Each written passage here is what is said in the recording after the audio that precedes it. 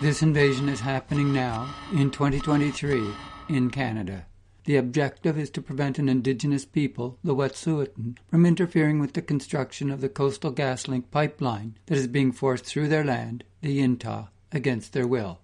The first act of aggression occurred in 2015 when the pipeline was approved by the BC government. Wet'suwet'en opposition was dismissed on the grounds that economic benefits outweighed Aboriginal concerns. But invasion wasn't on the books until 2018 when then Premier of BC John Horgan and Prime Minister of Canada Justin Trudeau celebrated that the Royal Bank of Canada, the #1 financer of the pipeline, and other moneylenders were going to fund the project. Investing in new fossil fuel infrastructure is moral and economic madness.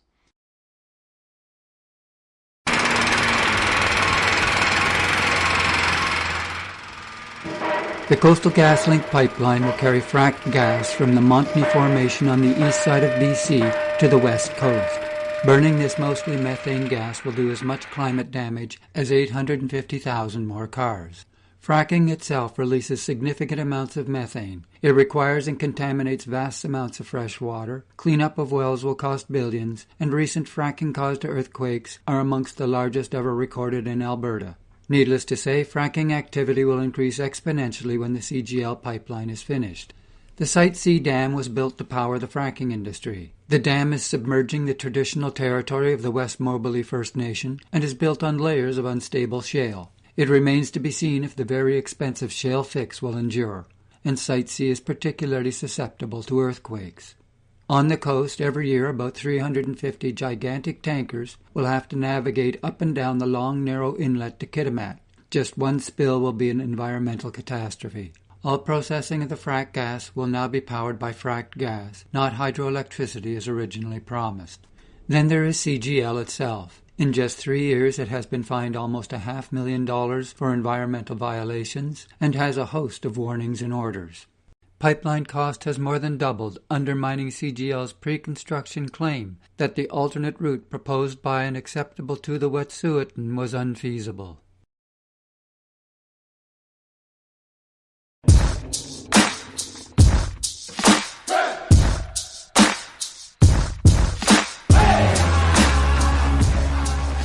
The Wet'suwet'en Yintah is unceded. That means that no part has ever been bought, transferred, or surrendered, and no rights to use or occupancy have ever been given up. That is, nothing has ever been ceded to any person or government. It is as if the Yintah is a separate country.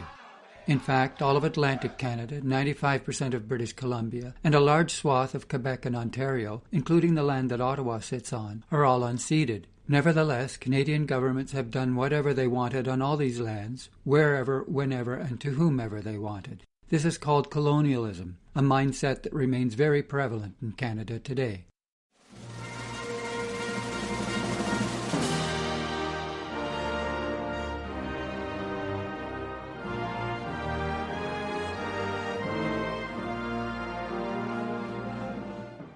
The Supreme Court of Canada has ruled that the traditional government of the Wet'suwet'en, represented by the office of the Wet'suwet'en and led by the hereditary chiefs, holds sole Aboriginal title to the Yintah, that the Wet'suwet'en Nation has the right to exclusive use and occupation of the land. Hereditary chiefs are totally different from First Nations, also called band councils. The hereditary chiefs lead the traditional government of the Wet'suwet'en Nation, which has existed for thousands of years. In stark contrast, band councils or First Nations are structures imposed 150 years ago by the Indian Act. They were created to eliminate traditional governments. First Nations only have jurisdiction over their reserve lands. There are 6 First Nations in the Yintah, and the total reserve land they occupy is about 100 square kilometers. By comparison, the entire Yintah is about 22,000 square kilometers.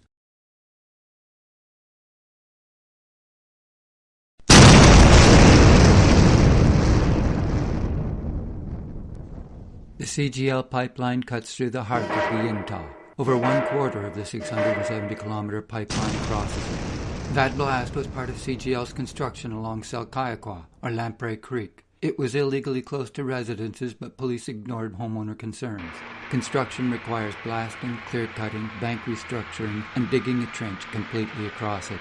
Selkayakwa is a spawning channel for steelhead trout and coho salmon, both in decline because of industrial intrusions, and home to the lamprey eel, an at-risk species and a staple food of the Wet'suwet'en. CGL has also drilled under the Wet'suwet'en, or Maurice River. This river is sacred to the Wet'suwet'en. It is critical to the longevity of their culture as well as the health of a significant ecosystem. Drilling occurred during salmon spawning, also illegal, but ignored by governments. CGL claims they are using the safest drilling technology available. They admit that the method has routine risks. So it isn't safe, just the safest. For the Wet'suwet'en and indigenous people globally, these aren't just waterways. They are sentient beings, relatives. CGL is inflicting life-threatening abuse on both. And there are others. The pipeline crosses about 625 streams, creeks, rivers, and lakes, and most of CGL's violations are related to these entities. For these and many more reasons, the hereditary chiefs have opposed the pipeline route since its inception. Given that the Supreme Court had ruled that they had exclusive use and occupation of the land, Wet'suwet'en land defenders set up blockades when pipeline construction began.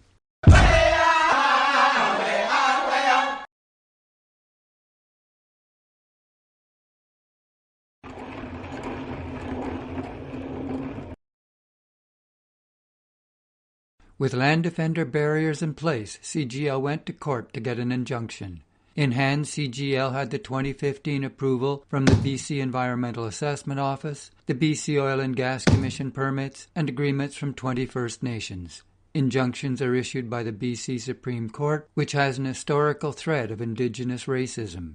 Everything about the approval, permitting, and injunction process has been insensitive to, even contemptuous of, Wet'suwet'en rights and laws. It's as if the Supreme Court of Canada ruling never happened and that the Wet'suwet'en don't exist.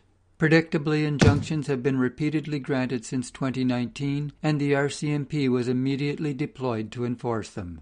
As for their part in this, the Wet'suwet'en are unarmed and opposed to violence. All they have been doing is peacefully standing up for Wet'suwet'en rights on Wet'suwet'en land, as established through 250 years of Canadian law, and standing in the way when those rights are violated.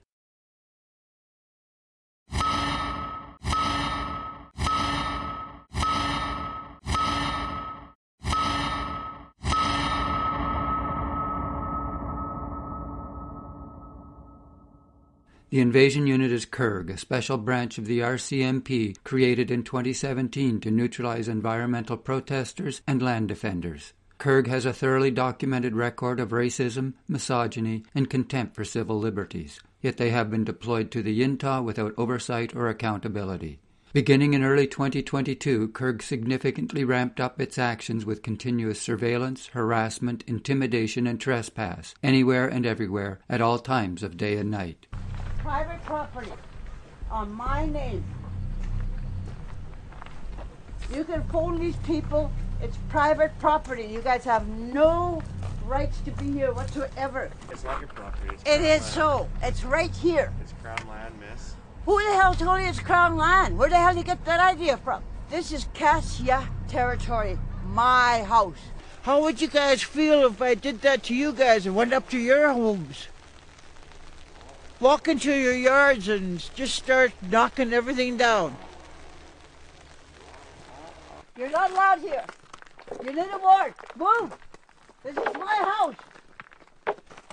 Who the fuck you guys think you can just walk in here and do this? I'm an elder here. I sleep here. You guys have to come here and wake me up?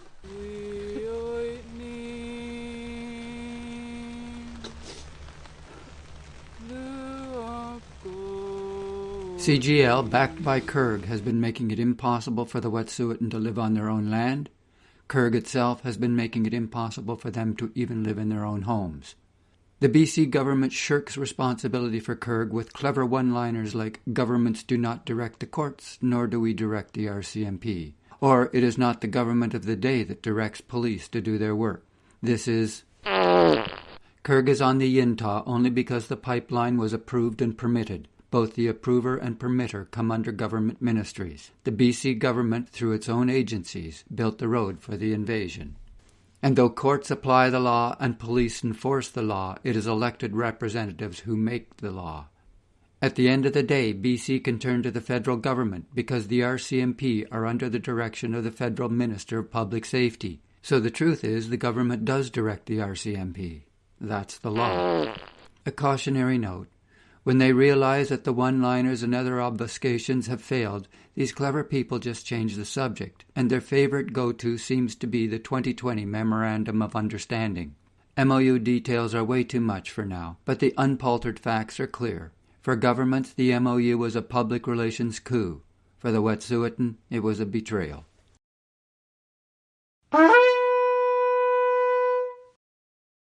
CGL and both governments repeatedly trumpet that CGL has agreements with 20 First Nations along the pipeline route. The intent is clear, to make it appear to the public and media that the pipeline has significant Indigenous support. They don't say that this is not happening on any of the reserves of these First Nations. Nor this, nor this, nor this. Some of these First Nations, aka band councils, are benefiting from short-term construction-related employment. All are receiving significant sums through pipeline agreements. As for the Yintah, even though First Nation band councils on the Yintah have no jurisdiction over 99.5% of the Yintah, 5 of the 6 have signed agreements that declare that they are asserting their Aboriginal rights, including Aboriginal title. It's worth remembering that these First Nations were created by the Indian Act, and they have no authority outside that act. The Yintah is unceded land, no treaties, no agreements, nothing ever ceded to Canada or British Columbia. So any rights and title that Wet'suwet'en First Nations claim only exist within the definitions of the Indian Act and have no validity beyond the reserve boundaries. By contrast, the Supreme Court of Canada has ruled that the office of the Wet'suwet'en, led by the hereditary chiefs, have sole Aboriginal title over the Yintah. It is shockingly disturbing that the government of British Columbia would write such insidious deception into a legal contract.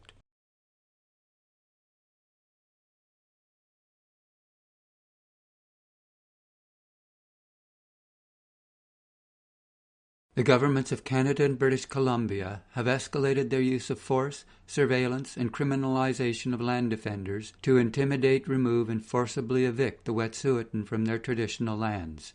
That is a quote from a letter that the United Nations Committee on the Elimination of Racial Discrimination delivered to both the BC and federal governments in April 2022. The Canadian Criminal Code defines genocide as any act committed with the intent to destroy in whole or in part any identifiable group by deliberately inflicting on the group conditions of life calculated to bring about its physical destruction. When asked if those two were synonymous, ChatGPT said no, but only because the UN statement describes an act of genocide, whereas genocide is not limited to that particular act, it has a broader scope.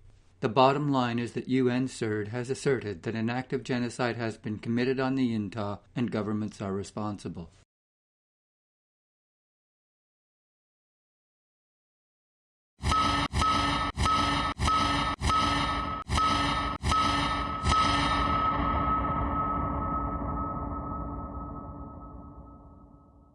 If, as UN-CERD asserts, Kyrgyz has committed an act of genocide on the Yintah, and RBC is the number one financer of the pipeline, then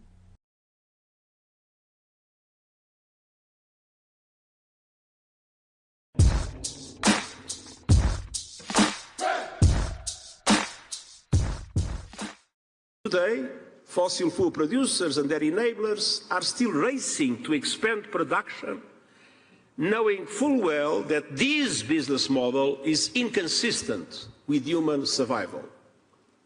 The primary enablers of the fossil fuel industry are banks because the pillar upon which all fossil fuel projects depends is financing. The Royal Bank of Canada is the number one enabler of fossil fuel projects in Canada, number 5 in the world. It is also the number one enabler of the CGL pipeline.